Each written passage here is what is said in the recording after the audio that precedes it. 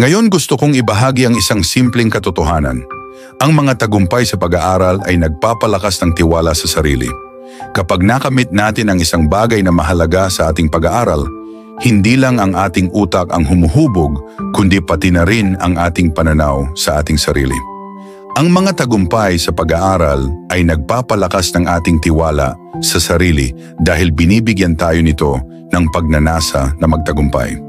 Tuwing nakapasa tayo sa isang pagsusulit, natapos ang isang proyekto o nakapagpresenta sa harap ng iba, ipinapakita natin sa ating sarili na kaya natin ito. Ang mensaheng ito ay nagpapalakas ng tiwala sa sarili at nagpapatunay na ang ating tagumpay ay bunga ng pagsisikap at determinasyon. Ang mga tagumpay sa pag-aaral ay hindi lang tungkol sa pagiging top sa klase o pagkakaroon ng mga mataas na marka. Ito ay tungkol sa pagharap sa mga hamon at lumalabas na mas malakas. Halimbawa, kapag natutunan natin ang isang mahirap na problema o nakapagpresenta ng matagumpay, nagpapataas ito ng ating pagpapahalaga sa sarili. Ang mga tagumpay, maliit man o malaki, ay nagpapakita na kaya nating magbago at mag-improve na mahalaga sa pagpapalakas ng ating tiwala sa sarili. Ang paggawa ng mga layunin sa pag-aaral at pagkamit ng mga ito ay nagbibigay sa atin ng malakas na kwento ng tiwala sa sarili. Kapag ang mga estudyante ay nagsusumikap na pagbutihin ang kanilang mga marka o matutunan ng isang mahirap na aralin, pinapalakas nila ang paniniwala na ang kanilang mga aksyon ay nagdudulot ng magandang resulta. Ang paniniwala na kontrolado natin ang ating mga gawain ay susi sa tiwala sa sarili at nagpapakita na ang tagumpay ay hindi dahil sa swerte, kundi sa pagsisikap. Habang nakikita ng mga estudyante ang ugnayan ng pagsisikap at resulta, lumalago ang kanilang tiwala sa sarili at tinutulungan silang harapin ang mga bagong hamon. Ang mga tagumpay sa pag-aaral ay tumutulong din sa pag-aalis ng mga maling paniniwala, yung mga iniisip natin na hindi tayo magaling. Halimbawa, kung ang isang estudyante ay nahihirapan sa pagsasalita sa harap ng maraming tao, maaaring isipin niyang hindi siya magaling sa ganitong bagay. Pero kapag nagtrabaho siya ng mabuti at nagtagumpay, mapapatunayan niya sa sarili niyang kaya niyang lampasan ang mga limitasyon na iyon. Ang mga maliliit na tagumpay na ito ay tumutulong para magbago ang ating pananaw at magbigay ng mas positibong imahe sa ating sarili. Ang mga tagumpay sa pag-aaral ay nagbibigay ng pagpapahalaga mula sa loob at mula sa ibang tao. Ang kasiyahan na makamit ang isang mahirap na bagay ay nagpapataas ng ating pagpapahalaga sa sarili at ang mga papuri mula sa guro, kaklase o pamilya ay nagpapatibay sa ating kakayahan. Ang pagpapahalagang ito ay nagpapalakas ng ating paniniwala sa ating potensyal at hinihikayat tayong magpatuloy sa pag-abot ng ating mga layunin. Isa pang mahalagang bahagi ng tagumpay sa pag-aaral ay ang pakiramdam ng pag-usad. Kapag nakikita natin ang ating pag-unlad, kahit na maliit lang, nagpapalakas ito ng tiwala sa sarili. Nagbibigay ito ng pakiramdam na tayo ay patuloy na umaabante kahit na mabagal. Ang pag-usad kahit gaano kabagal ay nagtutulak sa atin na magpatuloy. Ang mga hamon sa pag-aaral ay madalas nagpapalabas sa atin mula sa ating comfort zone.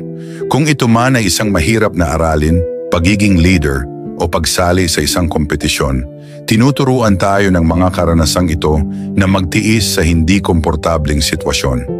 Ang matagumpay na pagharap sa mga hamon na ito ay nagpapalakas ng ating kakayahang magtiis at nagpapakita na kaya natin harapin ang mga pagsubok sa buhay nang may tiwala sa sarili.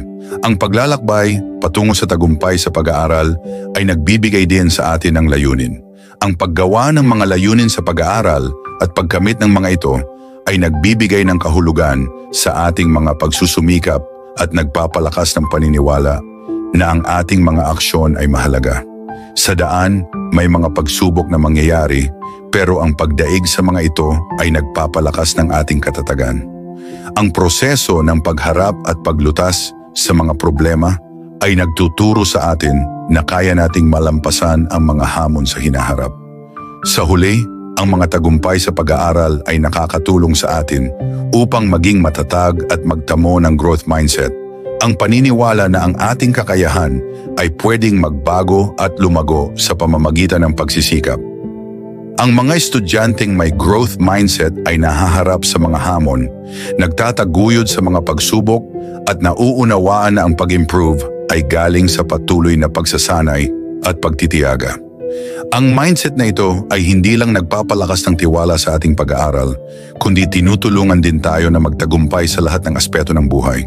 Ang pagdaig sa mga hamon sa pag-aaral ay nakakatulong sa mga estudyante upang maging matatag at magkaroon ng growth mindset sa pamamagitan ng pagtuturo na ang pagkatalo ay hindi tungkol sa ating halaga, kundi isang pagkakataon para matuto at magbago.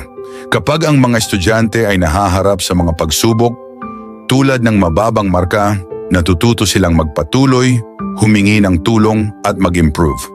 Binabago nito ang kanilang pananaw sa pagkatalo, binabawasan ang takot at pinapalakas ang tiwala sa sarili sa kanilang kakayahang malampasan ang mga hadlang.